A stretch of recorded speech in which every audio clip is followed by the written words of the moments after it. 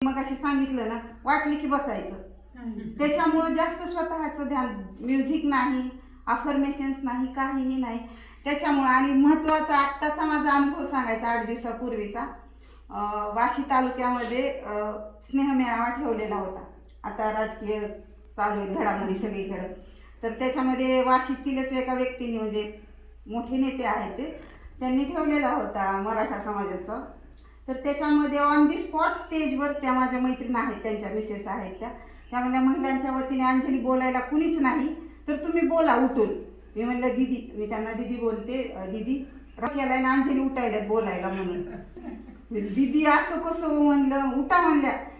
एक खोल श्वास घेतला, सोडला, युनिव्हर्सला थँक्यू म्हणलं, 3 वेळा थँक्यू म्हणले. जे उठले डायस समोर उभे राहिले, मी कंप्लीट 5 मिनिट 3000 लोकांसमोर बोलले. टाळ्या.